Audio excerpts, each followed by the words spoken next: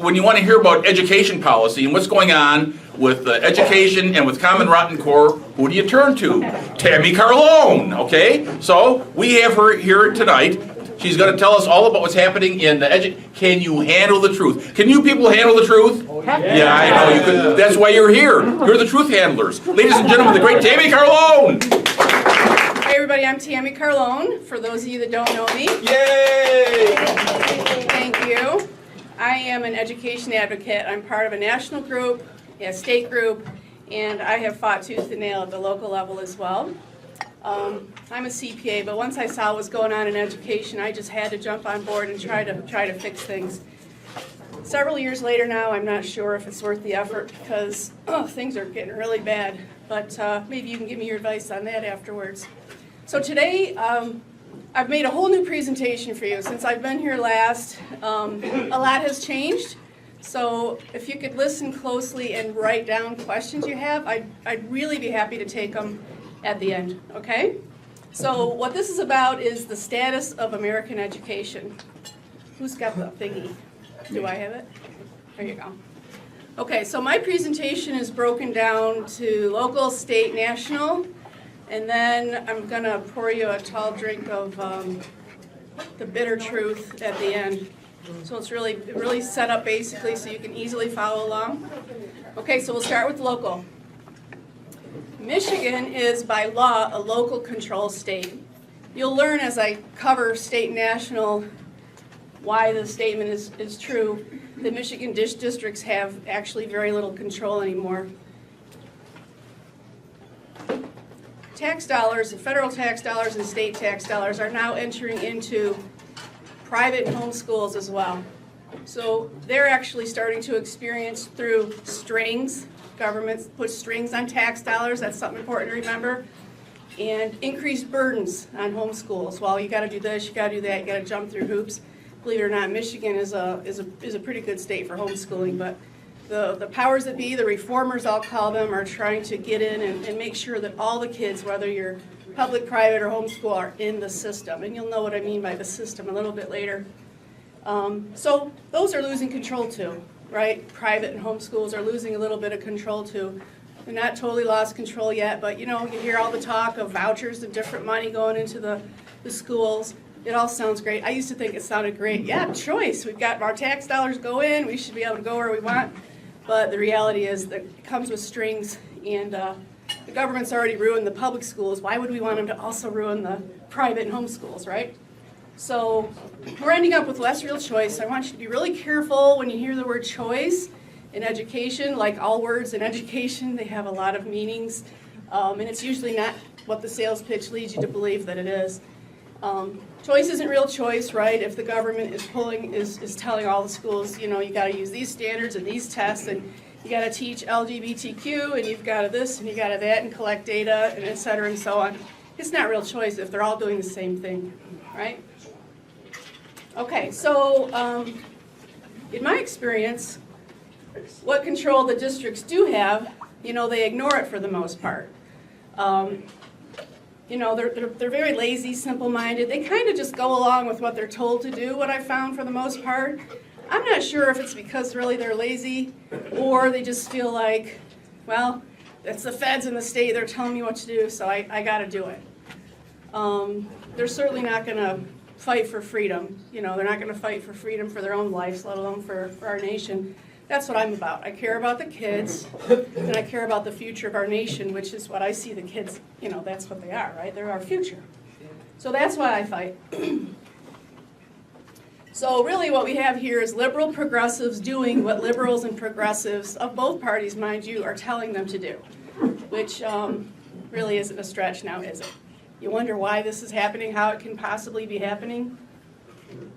That's kind of how I see it. Liberal progressives doing what liberals and progressives are telling them to do. So I would go in and ask on the local level, I'm from Northville School District, I would ask the board, the administration, the teachers the questions, and you know, many years ago, they could fix things with local control. And now they just like the excuse, well, the feds are making us do it. The state's making us do it. Who here was part of the fight that I did in Northville for that violently pornographic book that Yeah, a couple of you describes pedophilia and child rape. Well, that's a book that not just Northville, but schools all over the country use. The excuse there was, well, it might be on the AP exam. Well, the AP exam isn't the government, but they do. The AP tests are part of College Board, and they do get tons of our tax money, but we don't elect any of them. It's a private organization, so we really have no control. All right, so my next three slides are state level, and I'm going to start off with the Common Core repeal bill. The Common Core repeal bill is for 2017. Obviously, it had different numbers last year. Was HB 4192. It's such a superior bill that it gives the kids in Michigan exactly what they need. And that's exactly why it'll never pass. It goes against what the reformers want. I helped write the bill. I was a major author of the bill. I know it's what the kids need, and I know exactly why it has not passed.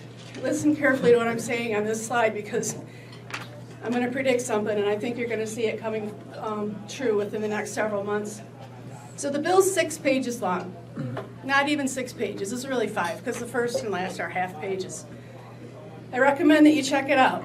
The bill would give Michigan students the proven superior standards and tests in the nation. It would take away the collecting of inappropriate data on our children. It would return local control and parental rights, which are already supposed to be the case by law, but are being ignored like a lot of many other things are. And it would stop the ability for the state to take part in national ed consortiums, which is how we got Common Core to begin with. So HB 4192 has been sitting in the Michigan Competitiveness Committee all year, and despite 2 packed hearings and hundreds of calls after thousands of robocalls going into the committee members' offices, the majority Republican committee will not approve the bill. And we have fought very hard on this, and in hindsight, you know, I'm seeing why that this is happening. Last year, the bill sat in the House Education Committee with no movement, obviously different bill number, but it did pass the Senate Education Committee, unchanged. We thought, woohoo, victory, right? Not so much. The bill sponsor took the bill, completely changed it to a fake repeal, and said he had to do it so it would get passed, so it could pass. Who was that? Who was that? Kolbeck. Many conservative groups came out strongly against it, including Campaign for Liberty. That fake repeal bill currently sits in the Senate, and we cannot let it pass. Now, I'm part of Stop Common Core in Michigan, and we've done many things over the years, but one of the biggest things, oddly enough, is that we've made sure that that fake repeal has not passed. Who can tell me why it's not good for a fake Common Core repeal bill to pass? Shane? Because then people will think that it has been repealed and their heads will go back in the sand. Yep, heads will go back to the sand, and then guess who gets credit for the Common Core being repealed? The bad legislator. The legislators get credit for something that they didn't really do, and everybody thinks it's gone. This is exactly what's happened in every state that's tried across the nation. I watch what goes on in education across the nation every single day. I'm not the only one, a lot of people do. I get probably 100 emails a day back and forth with education advocates from all over the country, and you know, we watch this stuff constantly. So the next slide, slide 2 out of 3 for state, is about Common Core and the Common Core related test in Michigan called MSTEP. The nationally derived Common Core ELA and math standards, and I always use quotes because it really isn't about standards at all. Okay, we'll get into that a little bit. They've been in Michigan for over 7 years. They were passed on my birthday, June 2nd, 2010. This is despite the majority of Americans, of both parties now, including teachers, being opposed to Common Core standards. Elections being clearly determined based on a candidate's view for or against. Look what happened to Jeb Bush. He crashed and burned on this stuff. And the fact that they don't even work in teaching academics anyways. So the related MSTEP state test is actually the nationally derived SBAC test. it has shown, I don't know if any of you have read the current results, they've just come out. The results have been disastrous. And the results are disastrous in order to prove to the parents that their kids are stupid and they really need to continue with these rigorous standards because we got to do better on these tests, right? The reality is that these tests are neither valid nor reliable. I don't know if any of you are testing experts, but if you have a test that's not valid or reliable, it's worthless. It's not worth anything. It's a waste of time to take it, it's a waste of time to prepare for it, and that's exactly what's going on. So the results are meaningless except for all of us to know that education's not gotten any better, it's gotten worse despite it not being a new thing. So that's ELA and math standards that I've talked about. They don't like the word Common Core, so they don't use it anymore, but Common Core is what NGSS is. That's the next generation science standards. Those have passed in Michigan as well, and they're being implemented. They are fake science. Everybody that's an education advocate, conservative, especially in Michigan, at the national level, we all know these are terrible standards. I could talk about them forever to you, but I won't. I'll just say that they're fake science. I even have a person that is an educator for NASA that goes around the country and teaches people about how bad these standards are. I've offered for him to speak to the committee members that are keeping the bill sitting there and not passing, and they've ignored. They haven't talked to him, which tells me they don't really want to know. Okay, my last slide on the state update for education is in reference to the Board of Education. We got a couple great people on the board now. So what we have is a very rare 4-4 split, 4 Republicans, 4 Democrats. The 4 Republicans are not all conservatives, so the vote doesn't always go as we want. But we have been able to stop certain things from passing that are bad news. The last thing that did pass that was really bad, according to a lot of people that I know, is the LGBTQ policy. And I think that's why we got the 2 Republicans in, because it was 6-2 and then we lost badly. Okay, so there's 2 more spots coming up in the State Board of Education that are, from what I understand, Democrats. So we need 2 good conservatives or liberty-minded people to get in there that really want to do the job and that really want to get in there and take those 2 spots, because that's the only way we can start to pass policy that's good for the kids is if we have a majority. Let me see. Okay, so the Board of Ed is about to approve, so I've talked about the other 3 core subjects, right? But now the social studies, they're about to approve the C3 social studies standards. C3 is the nationally derived group of social studies standards. And I could talk forever about those, but they have Southern Poverty Law Center input heavily and have a lot of things in them that are not only not good, but this group is offering them to classrooms for free so that you can give your kids in your classrooms their stuff, their materials for free. Isn't that nice of them? All right, so there's been massive pushback on social studies, just like there was on science and Common Core, but I can tell you they're going to pass in many ways, despite them being fatally flawed at the foundation, such that no changes that you make are going to make them good. They're just that bad right at the bottom. So you can change 50 things and they're not going to be good. We have a state senator that brags about getting changes made, despite it not being his job and not what we pay him for. But that puts us in a worse position because now they can say, well, we've given you what you wanted, so it's time to pass them. And lipstick on a pig is too nice, excuse my language, but it's like putting perfume on poop. They're bad standards. I could talk to you guys forever about these standards. They're bad. I wish I could put up examples up here for you. You talked about, is he still here? Yeah. There you are. Yeah, you know what I'm talking about, right? That fake social studies, it's going to get way worse. Revisionist history. So while fancy Michigan names are being put on all these standards, don't be fooled, they're all Common Core. They like to call them Michigan this and, excellent this and all that, but it's basically just Common Core. And what Common Core has as part of it is the standards have data tags. And a long story short is all the children can be tracked and slotted into jobs using these data tags. And that's the next thing that's coming up, which is what the STEM field is. It's one of the tracks.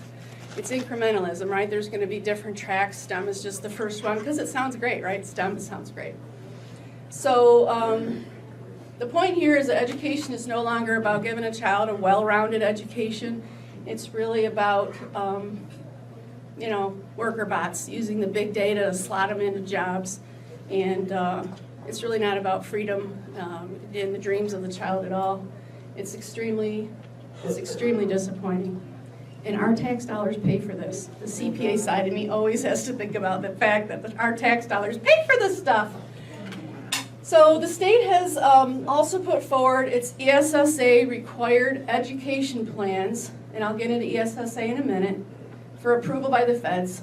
I recommend reading it. It's on the State Board of Education website. It's full of pushing a liberal agenda. It's not even hidden, they're not even trying to hide it anymore. It's full of pushing LGBTQ, Islam, SEL, which I'll get into in a minute, etc. So the next slide should be, there we go, national. I told you I'd tell you what ESSA is. ESSA is Every Student Succeeds Act. I call it Every Student Stalked Act. It's currently the federal law passed under Obama in 2015. It replaced No Child Left Behind.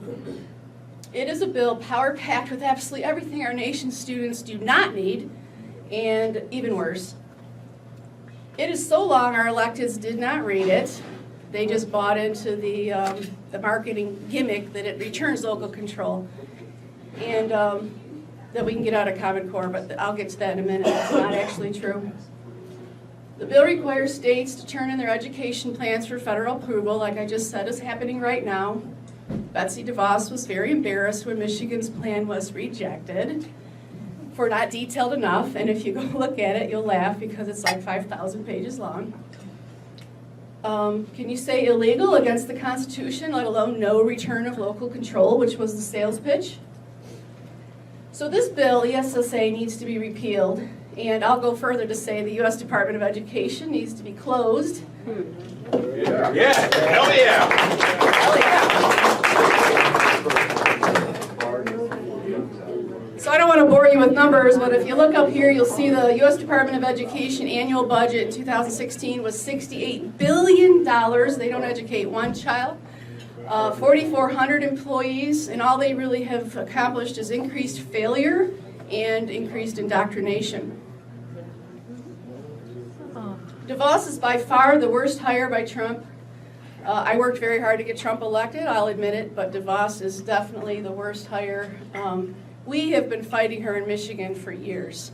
Everything that we try to do, she makes sure does not happen. And she's still doing it, she's just not being public about it. So she's not doing what Trump promised on the campaign trail. And, he signed an executive order saying no more federal intrusion in education. Well, that's not happening either. Look at ESSA. We're submitting our plans. Every state is saying, okay, is this good enough? Is this plan good enough? And they're saying no. They're actually rejecting and making them change and stuff. It's like, what do you call a government? Big Daddy? What do you call it? Big Daddy? Big Brother. Big Brother, that's it. Big Brother. Leviathan. So this is a little bit more about, ESSA requires SEL. So I was going to tell you about SEL, social emotional learning. This is a huge part of ESSA. When you think of social emotional learning, I'll tell you a little bit more about that, but think of mind control and indoctrination. ESSA requires massive data collection. When you think of data collection, you can kind of think of job tracking and control of the children, and it solidifies Common Core. You may ask, why does it solidify Common Core? Well, the bill says you got to have high standards, and it says, it requires all these different things. Well, the only thing that really qualifies for what ESSA asks for is Common Core. So here's an example, just to make that more clear. SEL is explicitly built into the Common Core practice standards. Here's an example. Math standard, make sense of problems and persevere in solving them. As always, it sounds good, but it's not. They're going to be analyzing your child's level of perseverance and putting it in a database and tracking them into jobs based on it. Okay, next slide. All right, so I'll go even further to say ESSA medicalizes education. The feds require non-academic standards to be incorporated into lessons. On top of core subjects, they'll attempt to change each child's character traits. I know this sounds crazy, you guys. Please read the bill if you don't believe me. I'm trying to like give you a brief summary here.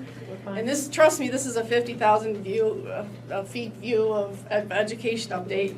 But it gives you the meat, I think. So there's going to be less time on academics, which they're failing at already, right? More time on tracking social emotional learning. When you think of social emotional learning, you can think of like social awareness, which is where you're going to get your liberal indoctrination, your liberal activism, zest, grit, optimistic thinking, metacognition, responsibility, perseverance, there's that word I was talking about with the math standard, and managing emotions. Well, imagine the fuzzy judgment that goes into play here, and the new skills that are required of teachers that have no training in those areas. Training that a child psychologist who goes to school for many years would have the ability to do, and should be under the parents' decisions, not the schools, in my opinion. So again, back to the tax dollars, they're being used in the schools to have the children's personalities changed through social emotional engineering and psychological manipulation. You may ask, well, how is that done? On top of what I've already said, there's a whole science behind this. I won't go into it, but it's basically why everything is on the computer now, or is going onto the computer. Computer adaptive tests help change what our children think. You're on the computer, you're typing away your answer, the computer says, ding, ding, ding, ding, ding, wrong. Nope, here's how you need to rethink that. It actually tells the child how to think. So today, I think, or was it yesterday, a new STEM school opened up in Midland. Anybody here from up north? Midland area? Anyway, it's called Central Park Elementary, I believe. And this STEM school, everything's on the computer, and they're going to be the king at this. This is the way we're going. This school was just built. And I'll get into this more later, but Dow gave them a ton of money for this. So the schools are going to get more money through Medicaid for kids that need support services or help. So the teachers have a reason to diagnose and label students in the database so that the schools can get more moolah from your tax dollars via Medicaid. There's actually school-based clinics that are opening around the country in schools, including this new Midland school. It's like the new thing. Parental approval is oftentimes not required. That's kind of a thing in the past, a lot of times. And the schools are doing a great job in tricking parents. They make it sound like their data is protected, but it's really not. It's really not. This is my last slide at the national level. This is not something I don't think any of you don't already know. Our tax dollars are helping pay for extreme indoctrinations in our colleges. I have 2 kids at the University of Michigan, and Yay, go blue! I'm sickened by what they teach my children. Yeah. So this is a little bit of an outdated meme, but I thought it was really applicable. You know, the problem isn't really Hillary per se, it's the system that created people that would vote for Hillary, right? Okay, so that's it for national. Now here's a little bit of truth for you.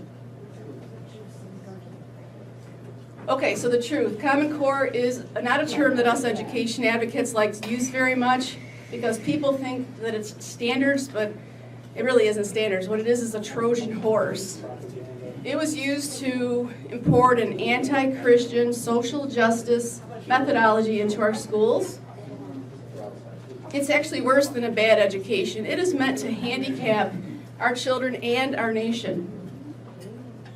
The reformers are seeking fairness and equity of outcomes. Who's heard those terms? Fairness and equity of outcomes? Yeah, that's their goal. And why would that be the goal? To bring down the nation, level the playing field, as Obama would say. Spread the wealth. That too, lots of reasons. And They also want to take away our love of God to achieve those things. So what I did is I put some headlines here. I've been watching a barrage of headlines exactly like this for several years. These are all from just like the last 2 months that I happen to think of at the top of my head, with the exception of one that I wanted to add in there. But can you guys see those, or you want me to read a few? You can read them. Okay. I should have added a few more in there, right, so you could really not see a thing. Okay. Parents pull their kids from prestigious school after transgender indoctrination in kindergarten. Washington Times this month. Students forced to apologize for being white and Christian last month. New York students forced to wear hijabs all day. Irate parents respond with special surprise. Lawsuit. Public school forced my child to convert to Islam. That was on Fox News in January 2016 and is a current case. UNESCO promotes sex change and abortion for kids. If you've heard me speak before, you probably know UNESCO is behind. That's the UN education branch, right? They're behind all of this. Bill Gates through Microsoft, has a contract with UNESCO. I call Bill Gates the sugar daddy of the education reform movement. New World Order. Yeah, New World Order. Anytime any group would get in the way of his program, he would pay them off, including the PTA. So the Trump Education Department, this is very painful for me, will enforce transgenderism in schools. The Daily Caller last month. We thought that he backed out of that, but in fact, he has not. Please let him know. I'm a pediatrician. How transgender ideology has infiltrated my field and produced large-scale child abuse. The Daily Signal this month. Public school teachers leading Antifa violence. That was shared by Dr. Ellen West, who said, pull your kids out of the schools. That was this month. And lastly, but certainly not all I've seen come across my desk in the last month, schools implementing government-sponsored personality manipulation, which I've touched on today. That's Truth in American Education from last month, and that's a group that I recommend you read their stuff. Okay, so here's the bitter, tall glass of truth I'm going to pour for you.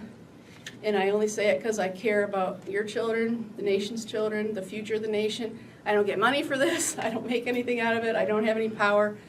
And yeah, I do. I'm saying this because I care. And this is after many years of studying the topic. I've come to the conclusion that if you're a Christian or conservative, you absolutely must immediately get your children out of the government school and into homeschool or a classical Christian academy that does not take any tax dollars. I talked to you about the strings. And no business dollars. Business dollars is the new workaround that I just told you about. The law just passed in Illinois. Businesses get huge tax credits, but the government behind the scenes is still controlling the strings. A certain senator will tell you it's free market. It is not. Excuse me, Tammy? Sir, Would this senator be a friend of Al Baines? quite the opposite. Okay. So, the children are not going to be the light in the darkness. Talking about the Christian children, pulling them out.